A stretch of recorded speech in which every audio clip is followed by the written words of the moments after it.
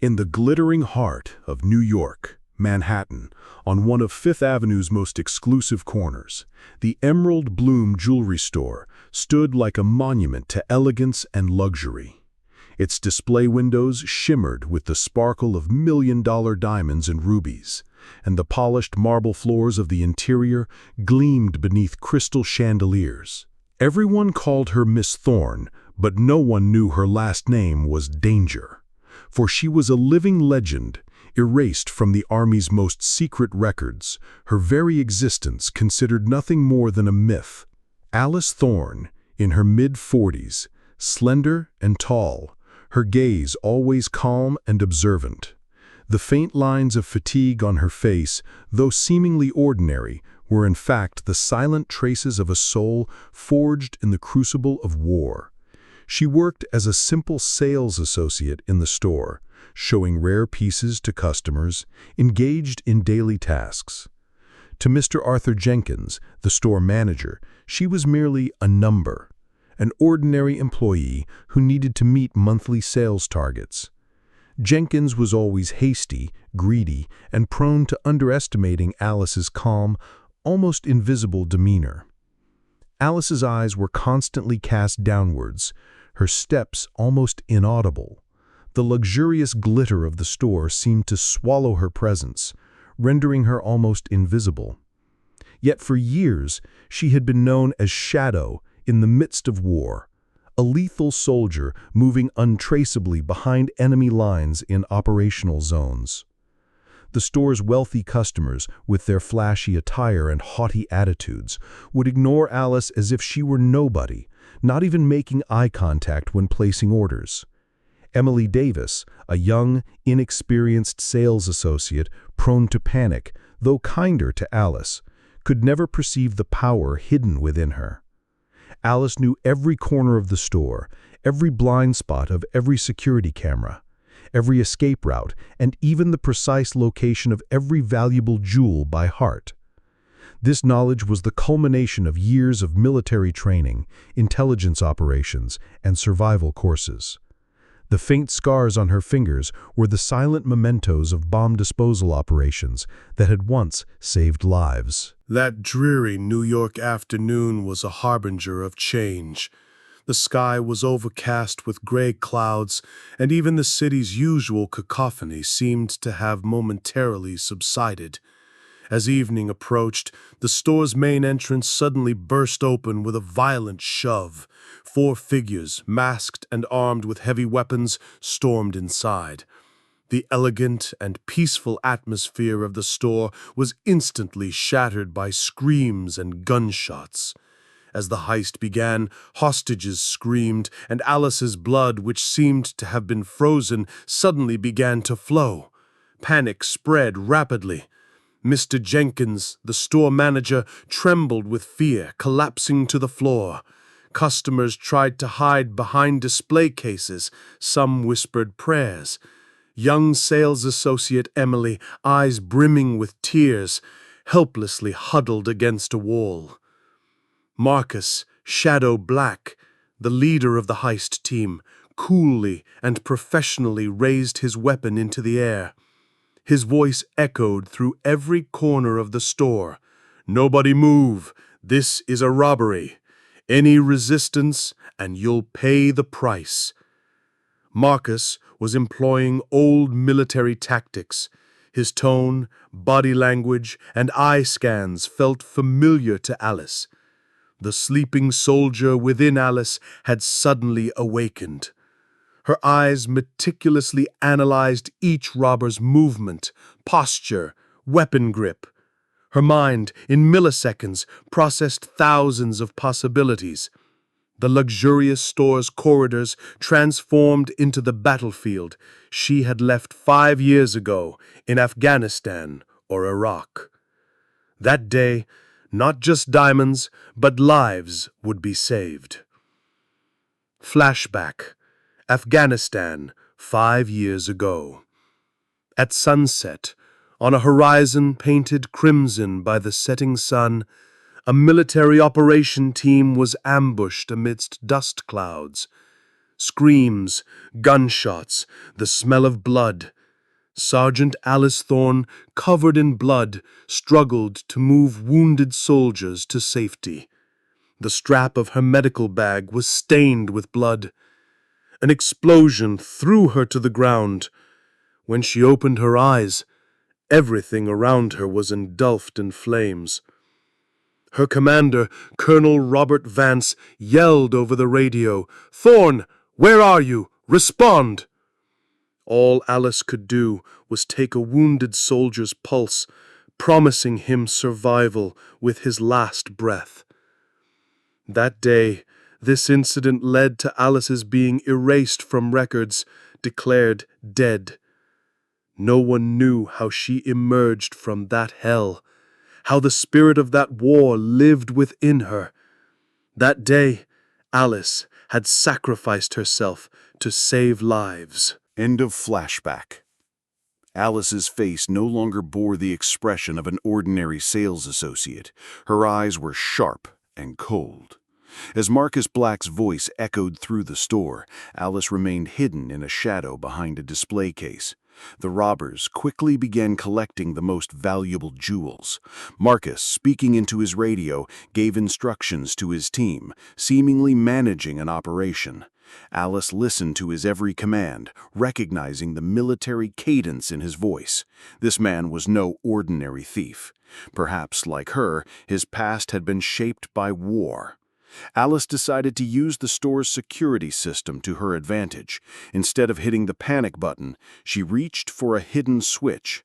This switch would subtly slow down the store's ventilation system, hindering the robbers' movements. It would also slowly lock certain security doors, trapping them. Store manager Mr. Jenkins was trembling in a corner. Emily Davis, in tears, desperately looked at Alice. Alice approached Emily, her voice a whisper but resolute. "Listen to me, Emily. Slowly move behind that cabinet and hide there. Don't let anyone see you." Emily, seeing the authority in Alice's eyes, obeyed. Alice then moved to calm the hostages. Her voice was surprisingly calm and persuasive. "Stay calm. No one will hurt you. Just wait and follow my instructions." Her composure somewhat eased the panic of some hostages. The robbers were surprised at how quickly the hostages had calmed down. Marcus Black, over his radio, asked, "What's going on in there? Why are they so quiet?" One of his team members replied, "I don't know, Shadow. That sales associate woman is doing something." Alice, using the blind spots of the store's security cameras, moved silently. She tracked the location, weapons, and movements of each robber. For her, this was no different from an operation in an Afghan village. As the robbers collected the most valuable jewels, Alice began to disrupt their plans. She pressed a button that slowly locked a door in the store's back corridor. This door was one of their escape routes. Marcus Black, over his radio, yelled, "Back door's locked! What happened?" A look not of triumph, but of ruthless professionalism appeared on Alice's face. She would win this war alone. At the New York Police Department, the NYPD precinct, Detective Leanna Rossi was busy with routine paperwork. She was a clever and intuitive detective. When she received the robbery alert from Emerald Bloom, she immediately moved to the scene with her team. Upon arriving in front of the store, they encountered store manager Mr. Jenkins, his face a mix of shock and fear. "They're still inside, and that woman, sales associate Alice Thorne, she's doing something." Detective Rossi looked at Jenkins in surprise. "Doing what?" Jenkins, in awe, replied, "I don't know, but she's so calm. And the robbers, they're surprised too." Inside the store, Marcus Black's team had begun to panic. Escape routes were closing, the ventilation system was slowing, and they were losing control of the situation. Alice Thorne emerged from the shadows, moving behind one of the assailants. She had been trained as a military police officer. She knew how to be silent and effective. Swiftly, she disarmed the man and took him down, without making a sound. The other robbers were surprised when their comrades suddenly disappeared. Marcus Black, over his radio, yelled, "What's happening? Why is one man missing?" Emily Davis, hiding in a corner of the store, watched Alice's incredible abilities with admiration. This was not something an ordinary sales associate could do.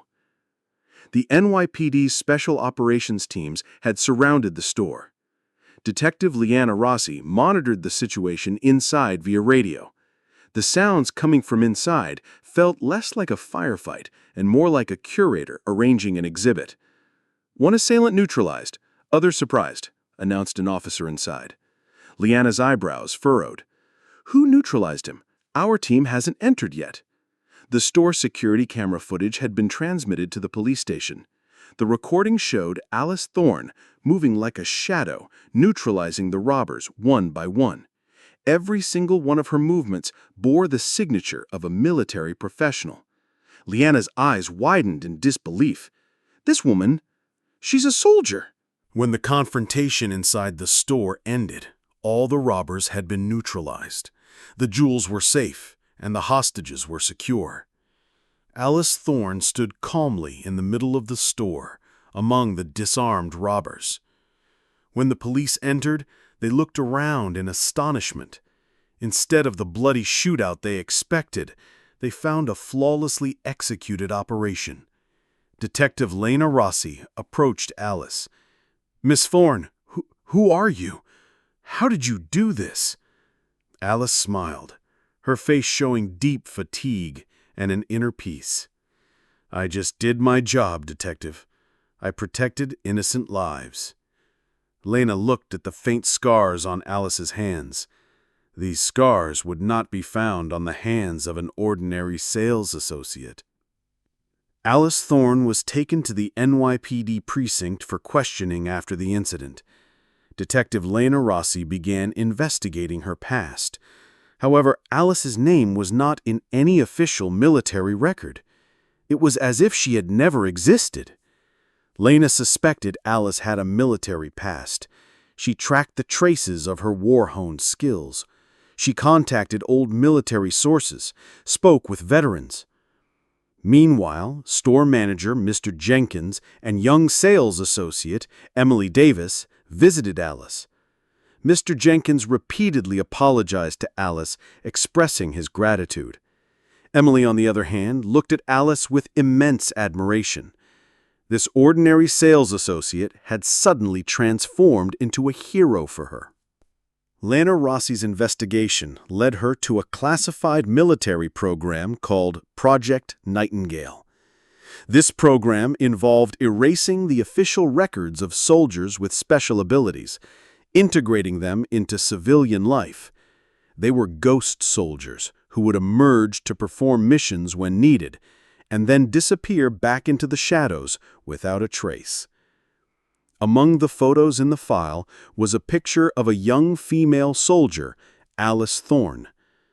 The file explained how Alice's military records had been erased, why she had been given the code name Ghost Nightingale, and why she had disappeared without a trace. Lena's eyes welled up. Alice Thorne was nowhere on record, but she was alive, saving lives, and then vanishing. The incident garnered significant attention in local media. Headlines screamed, "Mysterious female hero and jewelry store heist." However, Alice's identity was never fully disclosed. She vanished as silently as she had appeared. Store manager Mr. Jenkins tried to find a replacement for Alice, but no one could fill her shoes. Her legacy remained a legend in the minds of the store employees, the people she saved, and Detective Lena Rossi. Lena now knew heroes don't always reveal themselves. Sometimes the most skilled individuals emerge from among the quietest. And she had learned that some wars continue, not just on battlefields, but in silence and forgotten memories. A few months later, Colonel Robert Vance saw a news report about the jewelry store heist in a local newspaper. The article mentioned a mysterious female hero. In the blurry security camera footage next to the article, he noticed a silhouette resembling Alice Thorne. Colonel Vance's eyes narrowed. He recognized Alice. The soldier not on record was still on duty. Colonel Vance smiled. Shadow, still at work. This story concludes by emphasizing that heroes don't always reveal themselves. Sometimes the most skilled individuals emerge from among the quietest. They don't seek applause or recognition. They simply do what is right and then melt into the shadows. To help more people discover powerful human stories like this, please remember to subscribe to our channel and like this video. In the comments section, we invite you to share your own silent hero stories you've witnessed in your life. Individuals like Alice Thorne, whose names you may not know, but whose presence you felt. Perhaps our next story will be inspired by yours, or perhaps it will be your story itself. Because some stories speak far louder than words and leave the deepest imprints.